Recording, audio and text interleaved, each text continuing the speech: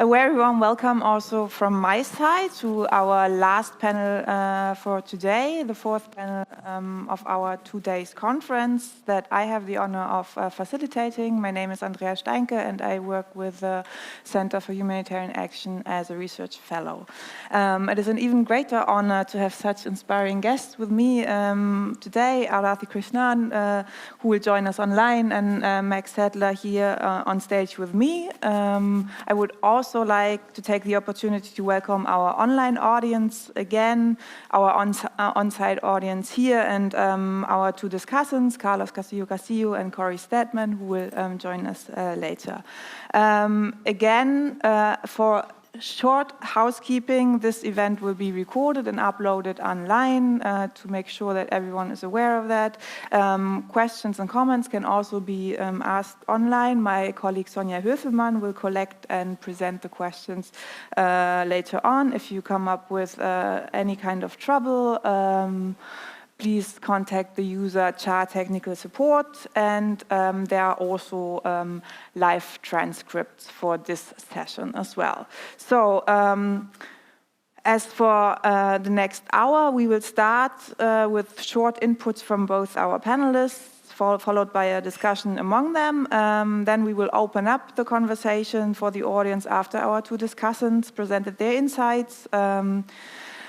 Yes, and after a quite full and vibrant day today and yesterday, and also what we've heard today, I think it was Arvi who yesterday ended his statement by saying that rather than focusing on technical questions, we should be invested in answering political questions. Smriti Patel said something in the line of, okay, what's the bigger picture here? And I think both of our guests today are very well placed to share those kind of insights with us. So let's start with Arathi, please. Arathi Krishnan specializes in anticipatory governance for the humanitarian and development sector. She is currently the senior advisor for strategic foresight at UNDP, where she is designing a systems approach across the Asia-Pacific Bureau to build anticipatory capacities and decision intelligence to see,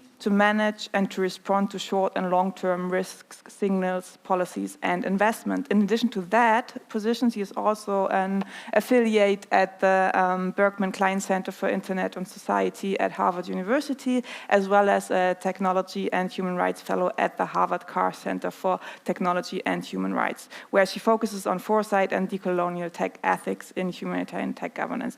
Apart from that, she has also a vast experience in the humanitarian sector with positions and work for UNV, the World Bank, UNHCR, MSF, ICRC, and IFRC. So it's a very big portfolio. It's an honor to have you.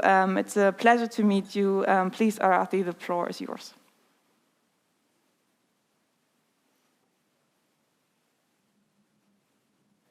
Thank you, everybody. Thank you, Andrea. Meg, so lovely to see you, even though from a distance. And hi, everybody. Lovely to be here. I'm sorry I can't be there in person, but I hope the conference is going well. I guess the things that I would want to say about technology and humanitarian action. I'll start with just sort of 5 key points that fundamentally I very strongly believe, and the evidence shows that they are colonialist in nature. And it's 2 systems that are based in colonial imperial systems. The humanitarian system was developed based on our colonial legacies of the global North and global South. And digital systems exist in those same formulations. Technology companies produce an ideology of superiority that some have called techno-chauvinism. And it is this superiority that masks those that are providing the solutions to not necessarily see the humanity in those that it serves, and therefore not see the implications of their actions in the long term. What I mean by that is when technology solutions are often delivered, what problem is it actually trying to solve, and whose problem is it actually trying to solve? Is it trying to solve the problem of the donor? Is it trying to solve the problem of the institution carrying out the intervention? Or is it trying to solve a problem or engender safety for the for affected populations that have to engage with it in order to receive aid. At a baseline level, we assume tech might liberate all of us. It might provide easier solutions, but very often, and this is not existing in silo, this represents a lot of us when we work in the humanitarian sector, where we fail to consider the issues of power, who gets exploited and who gets harmed for that liberation to happen. And we don't often understand or even consider the future harms that might paradoxically emerge from this. We rush to, as I said earlier, to solutionizing, that sort of magical thinking that suggests that just by deploying technology, we can have an impact without necessarily understanding what causes the baseline underneath it. So I want to sort of finish this opening intervention with a quote from Bell Hooks, where she says, "Am I educating the colonizer oppressor class so that they can exert better control over me? If we do not interrogate our motives, the direction of our work continually, we risk furthering a discourse on difference and otherness that not only marginalizes people of color, but actively eliminates the need for our presence." I'll stop there for the moment and hand back to you, Andrea. Okay, thank you, Arathi, for those very strong and on the point statements that you've made. I would like to take the opportunity to ask one short question already. As a result of what we have heard yesterday, and also of those conversations that we had during the breaks, I've heard several people also saying, like, digital interventions or digital developments like ChatGPT, for example, are allowing for local organizations to put together an eco funding proposal in like 1 or 2 days that they would never have, or that until then was very hard for everyone to achieve, but especially from that perspective. So I'm wondering about the time aspect here. I understand that there is a need to address the structural underlying power issues and to think about how those digital tools can also be abused. But would you say, is there an opportunity also to have a simultaneous approach to also use the digital tools not as the solution, but as one tool to also liberate digital futures, like you have said in one of your earlier engagements? Andrea, yes. I mean, these aren't binary arguments, right? We use tools like this for our everyday purposes as well. So yeah, yes, I've seen cover letters coming for roles I'm recruiting written by ChatGPT. In one way, they're not binary arguments, and I don't think we should be holding them as binary arguments. Do they level the playing field? Perhaps, depending on the tool. But at the end of the day, they are just tools, like a knife or a hammer or anything. It is how they are used and whether they can cause harm that is the question we are interrogating. Could it level the playing field? Perhaps.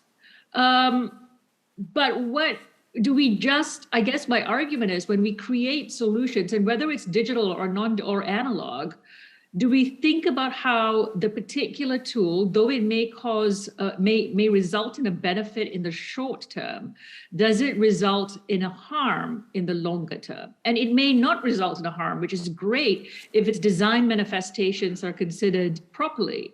But more often than not, they haven't, or we haven't thought about it. We still don't know the implications of ChatGPT and what it means in the longer term. And that's my argument, that often just trying to solve a short-term benefit blinds us to how it might unfold in the midterm to long-term future. Okay, thank you very much, Arathi. With that, I would like to turn to our second guest for today, Meg. Meg, very warm welcome from my side. Meg Sadler is the CEO of Ground Truth Solutions, an international NGO that aims to put people affected by crisis at the center of decision-making that actually affects their lives. Meg has spent most of her career looking at accountability to affected people from different angles, first in programs in in Haiti, Pakistan, and Syria, then in coordination in Iraq, Nepal, and Haiti, and most recently also in global policy, where she held advisory roles at UN OCHA, WFP, the START Network, and more. Meg sits on several boards, including the Core Humanitarian Standard Alliance and Bendigo Community Bank, and has advised many high-level processes on accountability and humanitarian reform. Meg, it's an honor to have you as well. Please kick us off with your... Thank you so much. Is that working? Yes. I hate microphones, but this one's not too bad.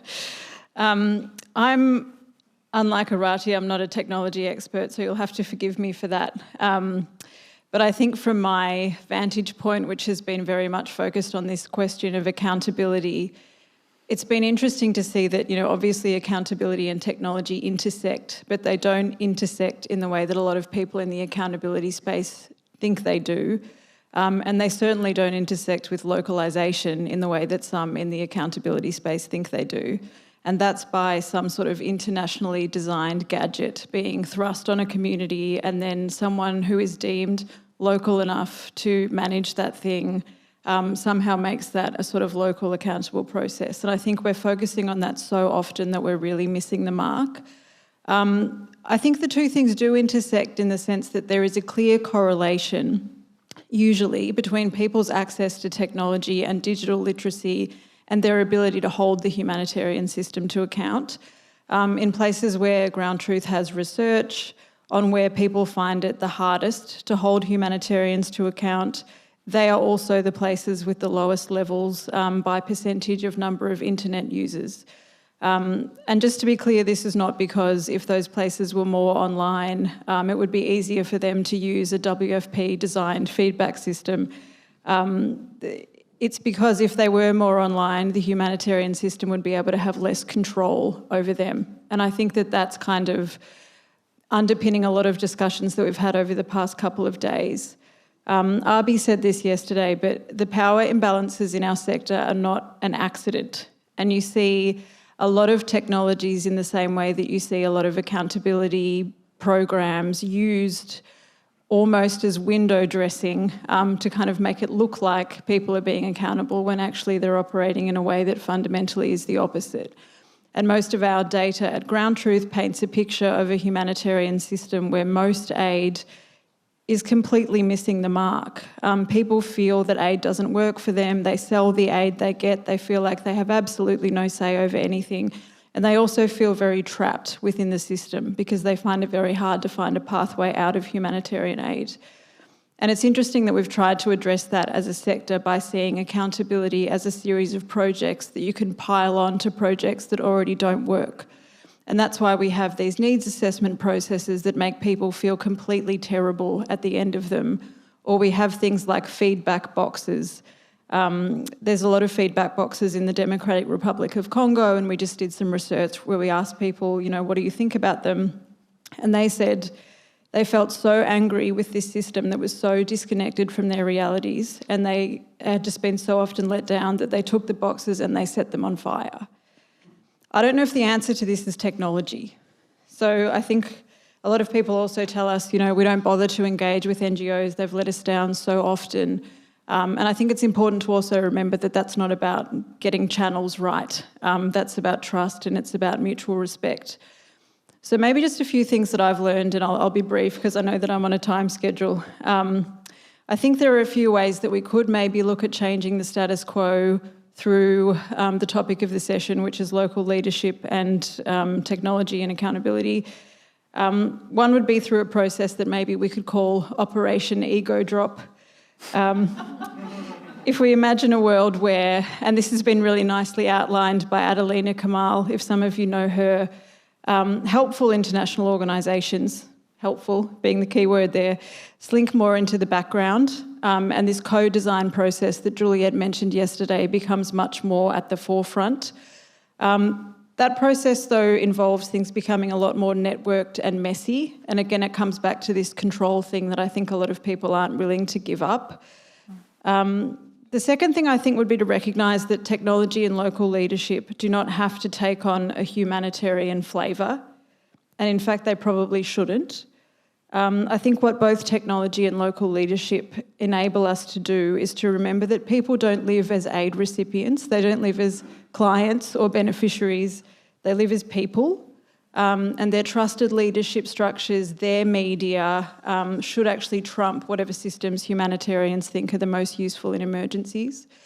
And maybe just quickly, from what I've learned, there's kind of always in these accountability discussions a bit of an elephant in the room, and I feel like the elephant is getting bigger, not smaller. It's kind of like one of those big inflatable elephants that's just taking up more and more space. The elephant is blue, and I'm not an expert on power shifting, but I don't think you have to be one to know that power will never, ever shift as long as the majority of humanitarian funding goes to just a handful of humanitarian agencies. And over the past 4 years, almost half of the humanitarian aid directed to organisations went to 3 agencies: the World Food Programme, UNHCR and UNICEF. The State of the Humanitarian System report outlined, of course, a lot of that ends up going to local partners, international partners, a whole system of intermediaries, but we don't even know what that looks like. And it's really hard to see how any of the things that Juliet was saying that she needed to happen to enable her work yesterday are possible under that system. And finally, I think that when it comes to accountability, it was interesting to hear our donor colleague talking before about, sometimes you do need these systems that have more control because we have to be responsible to taxpayers. I don't know how we possibly think it's responsible to taxpayers that you have a system like you have in Ukraine, where by the time funding goes through that system and gets to someone who needs it, it's gone through about 7 layers of other organisations. And the amount of money that gets lost in that is so much more than the amount of money that we agonise over when saying we need to know if local organisations can spend money effectively or not. And so I think, just to wrap up, because I'm going to get told to in a minute, where local leadership and digital accountability could play a big role here, and we've seen this in our work, is by sort of expanding what we see to mean humanitarianism as in communities. Communities have accountability structures, they have a lot of digital platforms that people already use, and if we could engage better with civil society, see what sort of accountability structures already exist, then I think shifting some of that power locally in terms of who has the loudest voice, not just who has the most implementing capacity, could go quite a long way. But I'll stop there. Thanks. Thank you, Meg.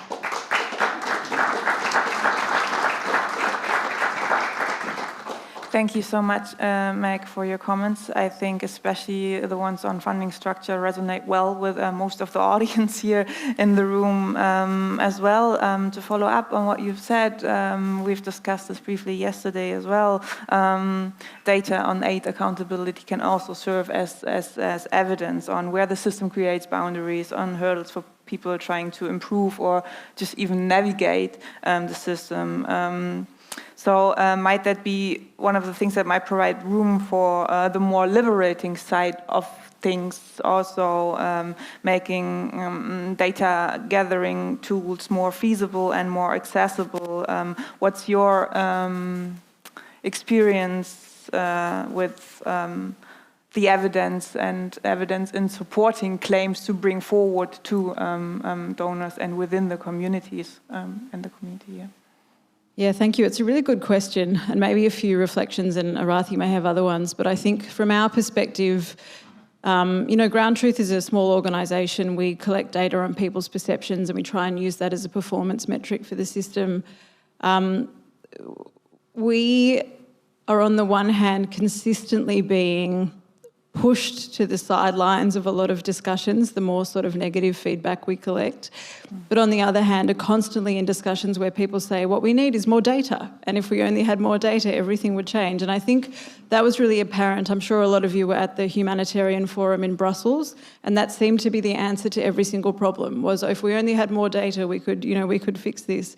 So I think there's one thing about using the data that we already have, and making sure that independent data that is truly independent, not data that's independent but is actually co-opted by various humanitarian agencies or donors, is available and is supported. And the second one is sort of inspired by the session this morning, but it's about who who owns local or who owns humanitarian knowledge, and where does that come from and where is it produced? And we've been talking to a lot of our research partners recently about, you know, the same barriers that are faced by local implementing organisations are definitely being faced by local research organisations, and we heard that from GLOW this morning. And that's a really big deal, because it means that, you know, and in the past we've been very guilty of this as well. You know, we've partnered with local organisations on data collection and haven't always involved them in the analysis. And I think because of that, the humanitarian sort of knowledge-based is definitely also owned in a way that is kind of colonial and global. And so investment does also need to be made in a non-controlling way, with who locally not only is implementing aid but commenting on it and has a say over it and has knowledge that would be useful to this global discussion. Yes, definitely, and also about, you know, who interprets the data, right? Because data in and of itself is not something that is colonial in itself, but the way we handled it and the conclusions we draw from it. Before I would put one more question to Arathi, I would like to remind everyone here to think of questions and comments, and especially to the online audience that we would like to include as well. Please drop your questions to my colleague Sonja Höfelmann, who goes under the handle Cha Sonja Höfelmann. Yes, so we in about 10 to 15 minutes we will open the floor to discussions. But before that, Arathi, I will take the chance to also ask you about something that was also repeatedly mentioned yesterday when we talked about digital tools. Many people mentioned that those digital tools in an act of solutionizing have also been in line with the humanitarian principles. So now, Arathi, you specialize in the ethic of digitalization and digital accountability. What's your take on that, like in reference to the humanitarian principles as they are now being the groundwork for humanitarian actions? Are they fit for purpose for the digital futures and the possible digital harm that lies ahead? I guess before I answer that question, I want to perhaps reflect on the fact that we often say humanitarian system, humanitarian funding, humanitarian workers, aid, and Meg made this point as well, as if the work we do exists in a microcosm by itself, in a universe by itself, and it doesn't. People engage with humanitarian aid workers the same way they engage with development aid workers, with NGO, with civil society. We're part of a complex world that's tightly wound. And we use terms like accountability. We use these terms and this lexicon that tries to set us apart. But what it does is it's an attempt to make us central, to maintain the centrality of our position in decision making. And I like the point Meg made earlier that whatever systems or frameworks we create should not trump what is already existing from a regulatory, fiscal, cultural perspective. Because that's the way people lead their lives. So to come back to your point, Andrea, whether we have, could you repeat the question again for me, Andrea? Yesterday it was mentioned that the digital future needs to be in line with the humanitarian principles, and I kept on asking myself, are those humanitarian principles that we constantly refer to actually fit for purpose for overcoming power imbalances? This is more of the bigger question, and also for the digital aspects within it. Yeah, sorry, I kind of got distracted there. Yeah. So the point of that is because they don't exist we don't exist in a separate world. Why the principles by itself, are they fit for our world today? I don't think that they are, and we've been arguing this for a long time. Actually, back in I think 2017, 2018 even, when we were looking at the global strategy for Red Cross, should we be neutral? in the face of grave injustice that we're experiencing today? No, we shouldn't. Nobody wants to be neutral. Those humanitarian principles were designed at a time, and they were designed in Geneva by specific men that sat around a very comfortable table and designed that with good intent, because that was how the world was unfolding at that time. Now, where we are today is a much more complex, much more interwoven crisis space, where the long-held rigid principles of the past, that global social contract that we thought we all signed up to, are no longer being held up in the same regard. And what I mean by that is, over the last 2 years alone, we'll say, oh my God, I can't believe this particular state did this, or I can't believe they did that, or I can't, you know what, let's believe it, because these sorts of ideas that we thought we were bound to globally are being thrown out the window. So do humanitarian principles need to evolve with the time? Absolutely. Should they be chucked out? No, but we do need to evolve, because rights are understood very differently the world over. Just saying something people should respect humanitarian law, people should respect humanitarian principles, people should respect the human rights. It doesn't work anymore, because even the concept of rights is not necessarily agreed to in many spaces all around the world. And just on that, I would like to end with this point. We talk a lot again about, I'd love for us to have these discussions beyond the lexicon that we use in the humanitarian sector. I'd like to have this conversation using much more human terminology. What is the morality of what we do? Whose ethics are we privileging here? Even when we're talking about decision-making for whom, for what? All of it, as we talked about it, what it sounds like the conversations have been happening, are to protect the risks of the institution, regardless of who the institution is, or of whether it's public institutions or governments. And the downstream impacts to whomever is going to be experiencing it is not considered, because we are bound by the legal frameworks that within this geographic space we exist in.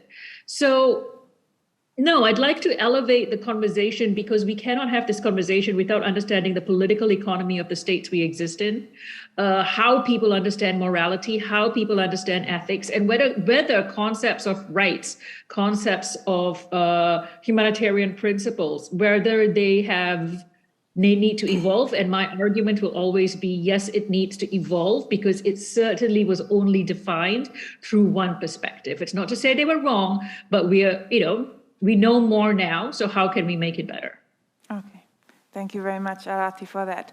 I would now encourage online questions, but I would first ask our two discussions to the stage to present their perspectives on the topic and what has been said so far. First of all, I would like to encourage Carlos Castillo from the Proceso de Comunidades Negras in Colombia. He will present his comments in Spanish, and a colleague from Caritas will be so kind to translate them into English afterwards. Carlos, please, the stage is yours.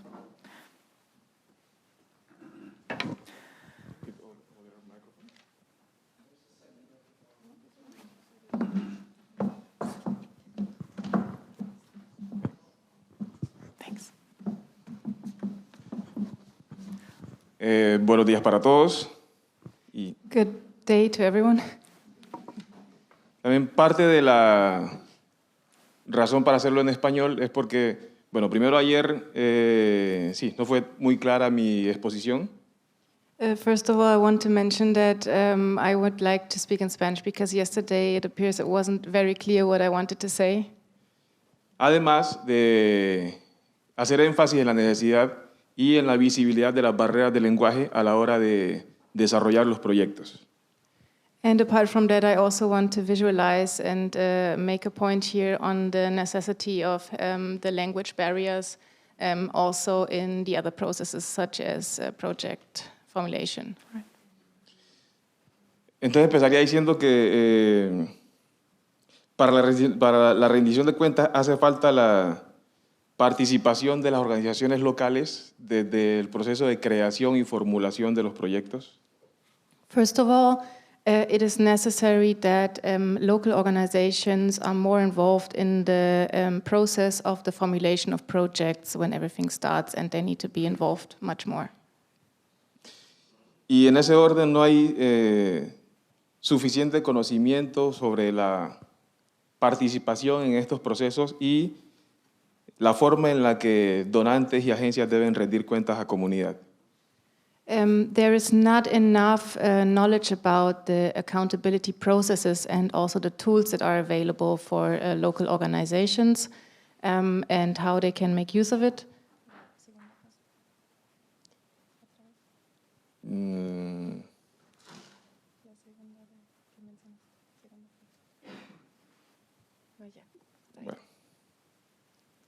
Además, es necesario implementar herramientas de conectividad para hacer visibilización y que las organizaciones locales puedan hacer seguimiento y participación en el proceso de desarrollo del proyecto.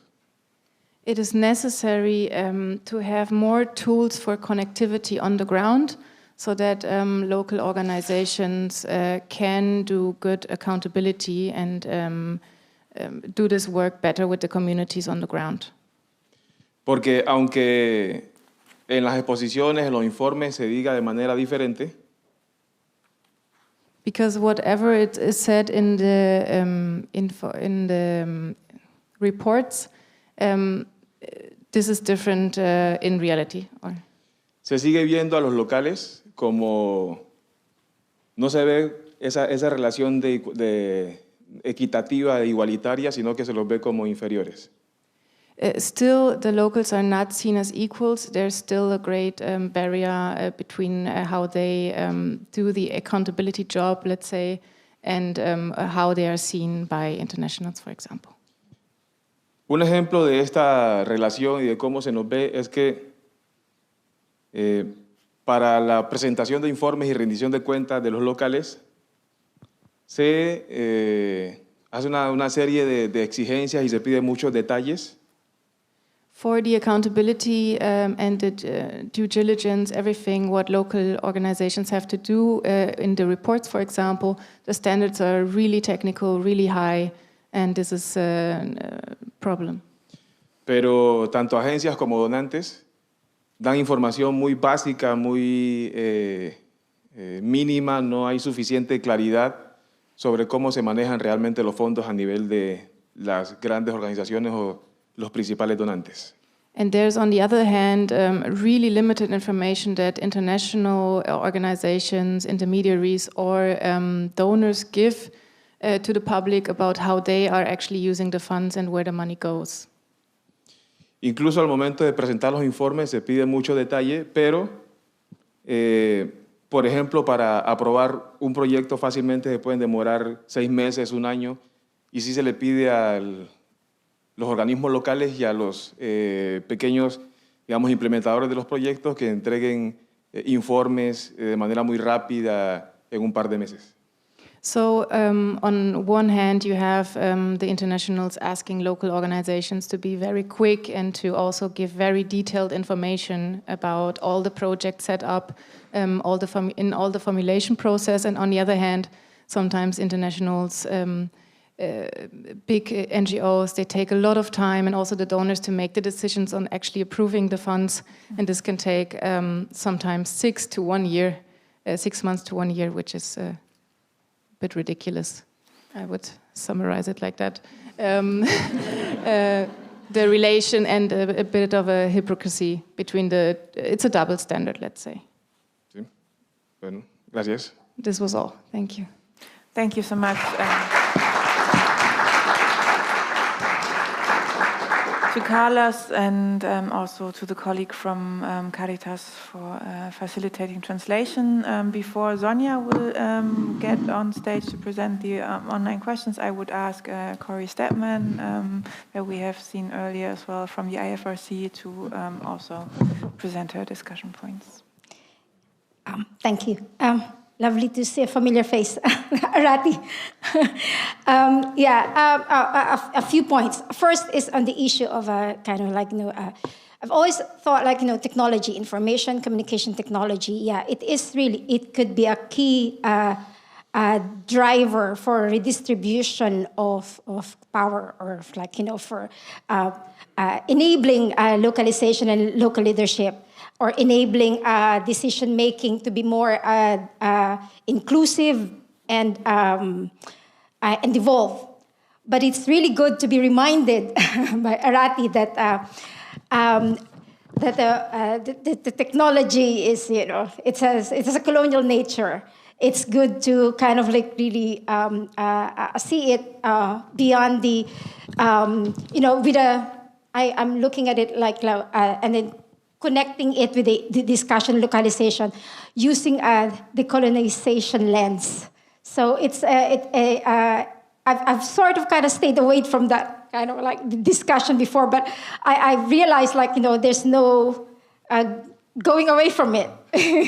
It's you really have to kind of approach it from that kind of angle as well. So just last point on that is that technology or digital technology and local leadership. So this issue around accessibility and appropriateness and relevance.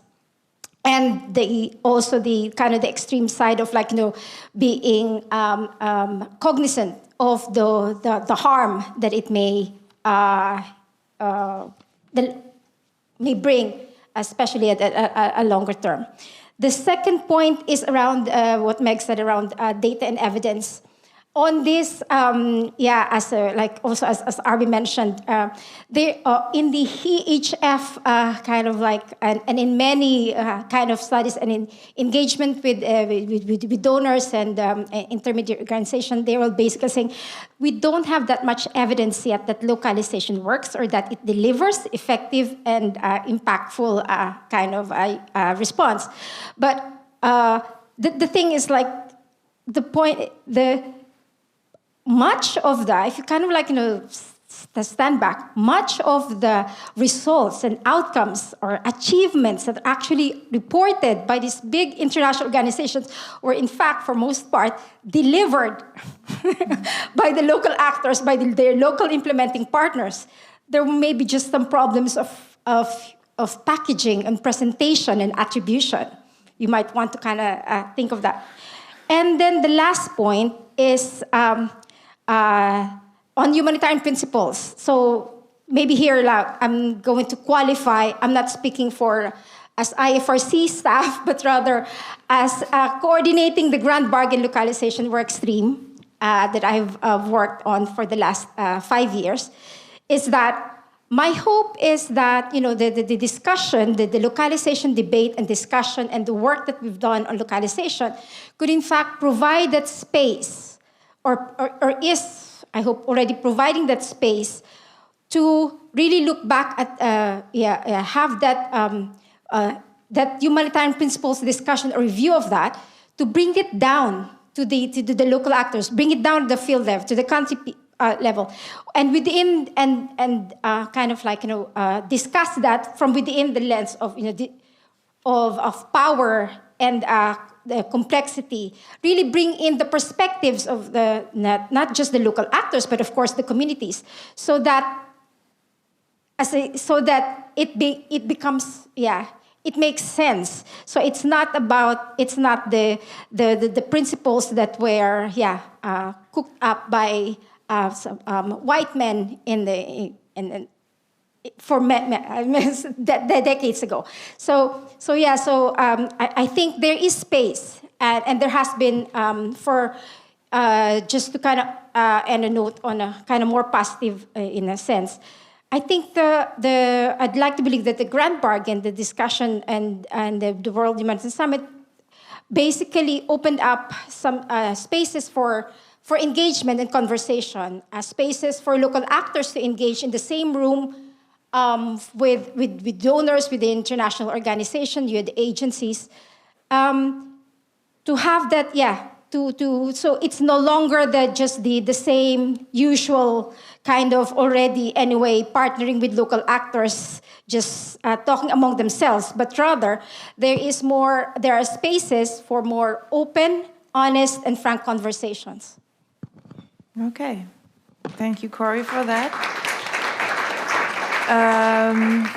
My colleague Sonja is there, and while she is presenting the online questions to our panelists, I would encourage you here in the Berlin audience, if you have any questions or comments, to already make yourself visible and maybe line up on the other side of our stage to present them in a bit. Sonja, please go ahead. Thank you. So we have two very interesting questions from the chat, and the first one goes around fear, which I think was also mentioned this morning by Rajan. Arathi, maybe you would like to take this one.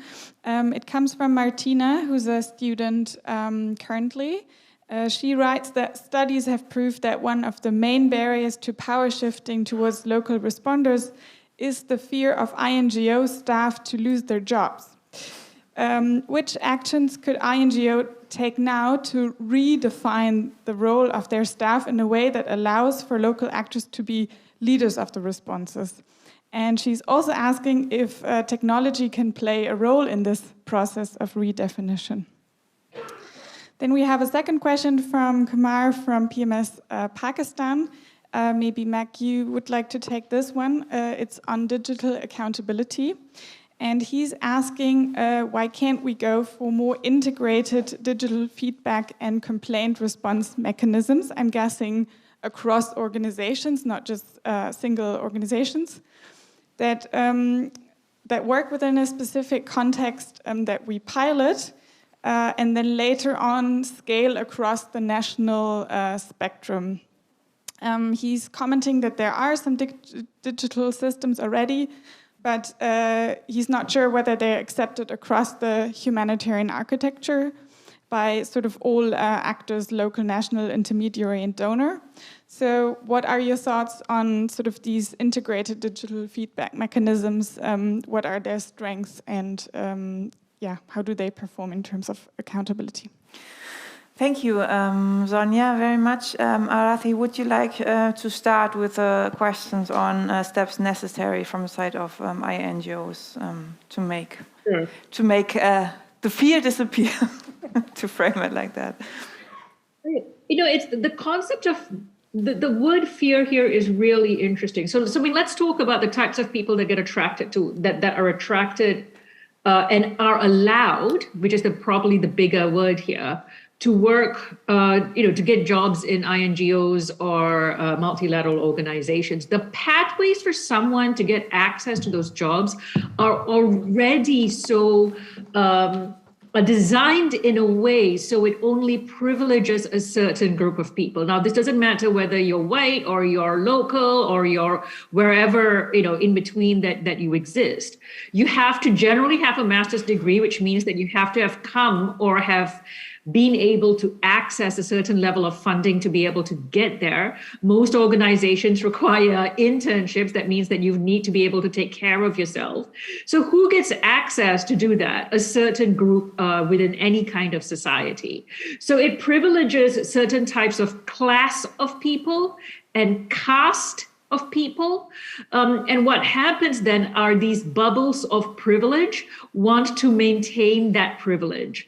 So, you don't get access. It's really, really hard. And again, I loathe using the words community or local because it assumes a homogeneity of groups of people.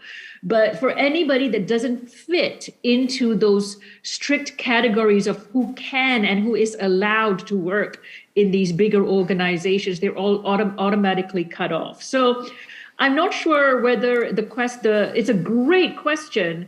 And I wonder if the solution, or not so much the solution, but the pathway is for our organizations to make the pathways to get all sorts of role much more flat. And also that the pay structures are a lot more equitable. What we pay, and I say this as someone sitting in privilege in New York, but the pay disparity between international staff and local staff is shameful. It's shameful that when we're looking at evacuation procedures for INGOs and multilaterals, that there are different classes of evacuations depending on whether you're local or international. So there is a system already in place that is set to separate what we see as expertise, therefore what we value as expertise, and what counts as expertise.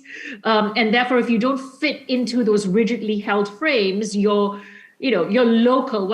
I don't understand what that means. So for us to break out of those shackles, we need to crack HR processes. We need to crack pay and salary processes to ensure that equity is woven through that whole journey. And that for us means that as line managers, recruiters, policy managers, etc., that when we talk about decoloniality, it doesn't mean just get more brown and black people around the table. Thank you very much. And everybody talks about what they want to talk about.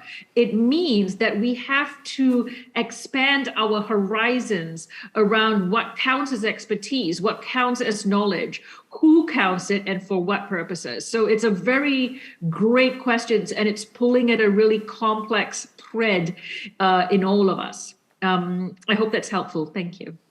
It is very much. There are already 4 people lined up, but I would like to give Meg the chance to respond to the online question on the integrated digital feedback and how it can help accountability. Sure. And maybe if I can just quickly also on that one. I mean, it was really interesting in Ukraine being there quite early on in the response and seeing so many international organisations who actually didn't need to be there, who were running around and sort of trying to find local partners who they could implement through. But at the same time, they were taking all of the staff from local organisations. And so I think it's, that's something that happens so often, and it's obviously talked about a lot. But I think, this issue of individual jobs wouldn't be so much of a big deal if that hadn't sort of happened in the first place in a lot of places. On feedback mechanisms, I think it's a really interesting question. And, for a while, I think I was really promoting and pushing some of these more collective systems. And then I became a little bit jaded when I saw that a lot of them didn't quite work. And there's so many discussions about how do you have the perfect collective mechanism. And I know this is something that the IFRC talks about a lot. How do you sort of bring data together and fit it into a perfect system and make sure that everyone gets a response? I mean, I think my thinking on that is if that works, definitely, whatever can make someone's experience using a mechanism better, if that's collective, definitely. I think from the feedback that we've gotten from people, the biggest issue there again comes down to trust, because whatever mechanism they're using, if people feel like they don't get a response or that they're wasting their time by using that mechanism, they will never use it again. And that's feedback that we get everywhere where we work. And I think we spend so much time thinking about technically what is the best solution that we could come up with that would sort of serve the collective. But that experience of that person who may one day get the bravery to say, I'm going to say something and I'm going to use this mechanism, and then they never hear anything back, or they hear something back that they find completely unsatisfactory, all the trust is gone. Right. And so I think we need to sort of focus more from that user, people, client, beneficiary, whatever perspective, then try and develop collective systems because it seems more convenient, I guess. Thank you, Meg. So now I would like to invite people here in Berlin. We have 10 minutes left. Please be concise on the point with your comment or question. There is this sand clock. Please. Try to stick to it. Okay, thank you. And introduce yourself, please. Yes, hi everyone. My name is Artur Rahiev. I represent Israeli-German organization. So I wanted to get back to the change in humanitarian system, like topic of this panel discussion, and ask regarding usually every humanitarian action is a response to the emergency. It's always a response. led me to the thinking that maybe at some point we do not have any long-term regular projects, even though there were already international organizations on the ground with the countries. They do not receive enough feedback from the local organization about the local context and potential responses which might come. Of course, there are emergencies, like 5 days ago in Italy with the flood or earthquake in Turkey and Syria, but this is already more into the climate change perspective. I wanted to ask about the feedback system, which is, we are speaking about digitalizing accountability, but at some point the most vulnerable population or beneficiaries are the elderly people who do not have access or usage to the digital information. So maybe it's the question to change the approach on how do we get feedback. It's not only online, it's not only going fully online and digitalize everything, because at some point we will exclude some of the beneficiaries. Thank you. What do you think about it? Okay. I might invite the second question and then let you, Rafi and Meg, respond to them.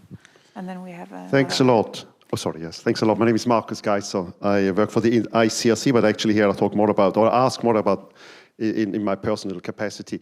The discussion was very much about locally led management, so I'd like to then also raise my question with regards to that. I followed the issue quite a bit over the years, as we all have. And do you agree with me that one variable in all this research, in these conversations, sometimes is missing? It's not about organizations, of course, it's also about donors, but what about states, host states, assertive states where humanitarian action takes place, that arguably, I work for the ICRC, plays around with the ICRC, I will not mention certain states, but I would also argue that certain of the states also play around with local actors. That sort of variable, these assertive states, is it sort of under-researched in the localization research? Am I right or am I wrong? I would like to have your opinion.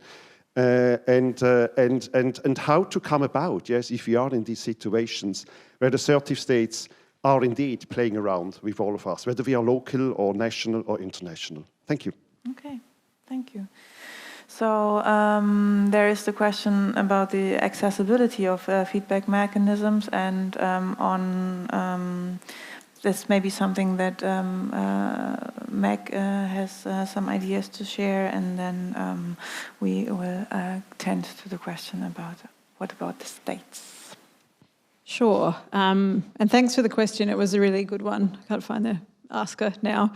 I know that this is what we see everywhere, right? Is that people design digital systems and then a lot of people are inherently cut out of them. And it was interesting, I've spoken a lot about Ukraine, but just in Ukraine, that has also been super interesting, because this was the response where everyone said, oh, everyone's online and this is where everything is going to be online and it's going to be great. And you see two things. One is people's just consistent frustration trying to use online systems for cash assistance and having multiple systems, leaving them in mass confusion, a lot of them who were elderly. But the second thing is a lot of people are actually not online, and a lot of people who, it is quite sort of an elderly population who is in need of humanitarian assistance. I think where I struggle with this is that, the obvious thing to say, and actually a lot of what our data says is, people prefer face-to-face and digital solutions don't work and they don't reach everyone, and sometimes women are left out. And, I think that's all true.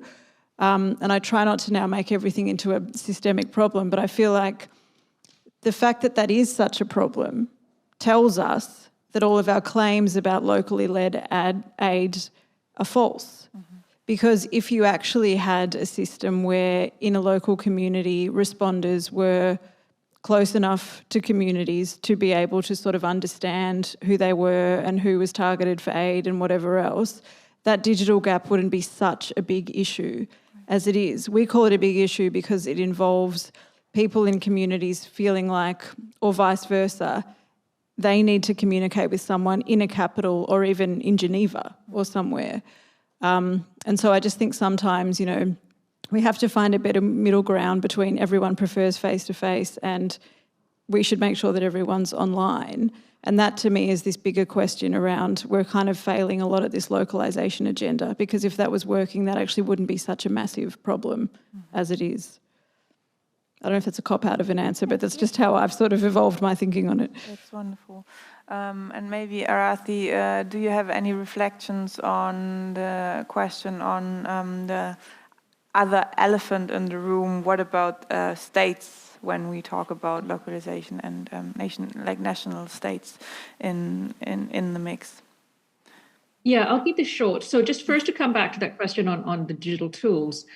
Again, the humanitarian system doesn't exist in a bubble. We see this all the time. We saw this during COVID, where apps or tools were designed in one language and expected everybody in that particular country to only come. You have to come to the platform and accept what the platform or the tool or the structure is telling you, which is often doesn't account for all languages spoken, doesn't account for fear of technology, doesn't account for age or different health limitations, or the fear that I don't know what I'm giving up in order to access this, which has been researched considerably, but people do it anyway because they lose the agency over their digital self. So agree with all of that, but we keep doing it for some reason. And I really love the second question. And it comes back to a point I said earlier. Unless we understand the political economy of the state we're moving into, meaning the institute, the humanitarian organization or the donor aren't the only players there. Yes, states have, whether they're aggressive states or non-aggressive states, they play a huge part in how that particular society is structured and who is trusted and for what purposes and how. If there is already a sense of distrust, of fear that exists within society because of how the political systems are designed, then as outsiders coming in, we're wading into a space that we have no idea what is going on. So absolutely, localization. And, I say this as somebody that hasn't worked in humanitarian organizations for about three to 4 years now, but honestly, it's the same conversation we've been having for years. So rather than trying to interrogate about all of this, I'd like to ask, why haven't we? Why are we still having the same conversations we had years ago? Why are we still shackling our ideas to just be about us rather than the broader context of society that we exist in? Our world is so complex at this point, and yet we still think in binaries. And I'm curious about why we can't seem to move forward. Right. I think our last two questions might be able to bring us forward a little bit. Patrick, the floor is yours. You are known to be very outspoken. Is it working? Thank you so much for this. I thought the last session was there was fireworks, but this one is, my God, it's more than fireworks. Anyway, my question is this. Well, I think we are very honored to have somebody, a senior advisor from the UNDP, who is with us. And I've closely followed the UNDP new strategy. And I see some things which are very, very invaluable in that new strategy. So looking at that, and some of us will have to go back to our offices, report to our directors, looking at what we have discussed in light of what the UNDP strategy has come up, what are some of the wisdoms that we can pick up on in light of the topic that we have dealt with? That is one question that I have that I wanted just to pose with you. And then I think you raised a very important point that we are in a complex, okay? But you are trying to come up with a set of specific solutions to deal different complex. And I think listening to that, I think one of the things is probably humanitarians are being asked to do much more than what is humanitarian. Sometimes it goes into recovery and development. So that's why I posed this question. Thank you so much. Thank you, Patrick. Patrick works with Humedica, and I want to invite our next not on-site guest for the question. Please introduce yourself. Thank you. Hi, I'm Tariq, working in a hybrid organization. Frontline Aid is like tech, and Real-Time Aid is a charity around it. So we all agree, as long as it's easier to give 100 million to one large organization than 10,000 to 10,000, as the local organizations are struggling to survive. And they're working, we all agree, in a sort of a cartel system. I think in the business world it would be illegal because only large organizations have access to those fundings because they can handle all the red tape. They have the connections and so on. So we are there as well. But what I want to say is also who has actually the luxury to push back, and especially on the reporting side, because we, for example, have actually managed a couple of times to go to our donor with their ridiculous reporting template with all those and say like, hey, you guys all agreed on the 8+3 reporting template. All the donor countries, major donor countries, agreed to do that, but still we're getting this really weird reporting template which is just killing us, right? So we pushed back a few times. We don't always have the luxury to do that. Large organizations like UN and let's say you said MAC is going through 7 layers and so forth.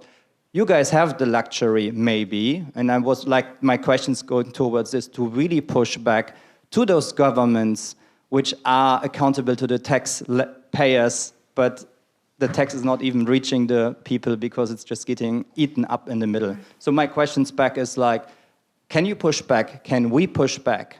Who can push back, basically, to make reporting and all the accountability realistic?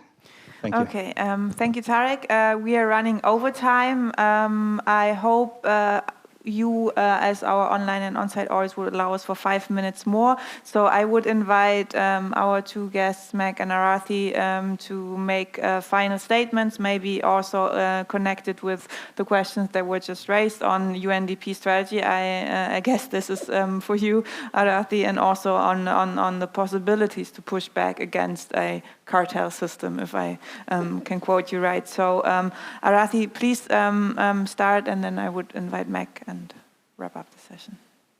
Thanks. I'll try and keep this brief. The ambition and aspiration of a strategy does not often take into account how difficult it is to get there.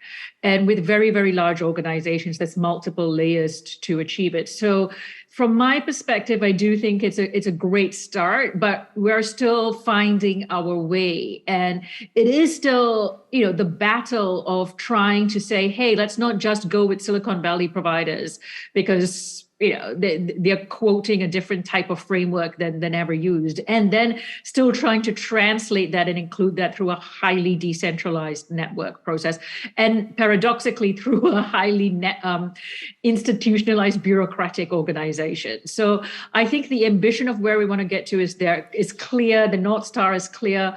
But the implementation and the messiness of the weeds is a path we're trying to wade through. In terms of pushing back, I guess what I would say here,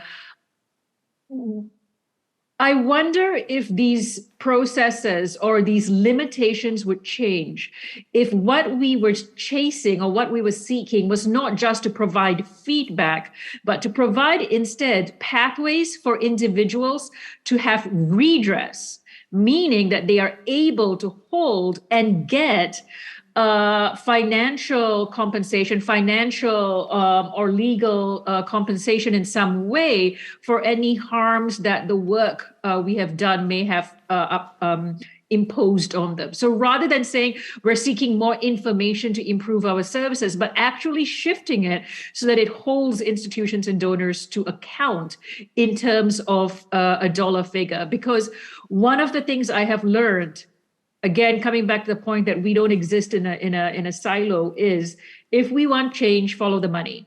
And we need to have conversations about how and who holds the legal and fiduciary responsibility for when things go wrong, and how people, individuals, can get access to redress as part of that. I hope that's helpful, and thank you. It is. Thank you. Meg, please. I'm going to steal that because I had it in my notes and I didn't say it, but I totally agree. And at the moment, there's this quite interesting petition going around about trying to help people who have been damaged by international aid projects to collectively sue various organisations. And I think that's the sort of thing that we are looking at. Like in a healthcare system, you don't have a system that fully regulates itself, where if something goes terribly wrong, nothing happens. And that's the sector that we have in humanitarianism. I think just quickly to your question, just from where I sit, which is a very limited vantage point, but having been involved in some of these processes, the only entity which doesn't have crazy reporting is the UN. And so I think it's maybe UN direct partners, but also external influencers over the UN who could have some say over that. But the other thing is that that whole conversation assumes that all funding will come from these traditional humanitarian funding sources that we all know and love to hate. And they're always going to have these regulations because, as we just heard in the previous session, their accountability is to themselves and their taxpayers. But there is, if you look at data on where funding comes from in places where there is a humanitarian crisis, that sort of direct-to-organisation funding is a small part of a whole sort of other funding. And maybe we also need to get a bit better at looking at how do you actually be more of a connector between various other funding and investment sources so that you're not so beholden to that system, because that system is the one that's sort of keeping a lot of structures really down the bottom of the power chain. And I know that's not super easy, but there are some really interesting examples of that in places like the Philippines where, you know, the private sector just has this massive role and it's immediately sort of taken away some of that control that is maintained by international organisations. So I'll stop there because I know we're over time, but just something to think about. Okay. Thank you very much, Meg. Thank you very much, Arathi, for your thought-provoking questions and comments. Thank you very much for the online audience. I think we got a little bit closer to what we were trying to circumvent yesterday and pinpoint today. In the session before, Leylan put the question of, but what are the incentives of those in power to actually share power or to make change? And throughout this session, I kind of thought, we need to be aware of their incentives or of their incentives not to do so, but organize in a way that's not fully attuned to their thinking and their incentives, but go beyond that. So, and I've heard a couple of things here that go in that direction. Please continue the conversation, catch up with Meg here or online, and I think probably Arathi would also be glad to keep on this discussion. Thank you very much, and we will continue in a short while with the next session. Thank you.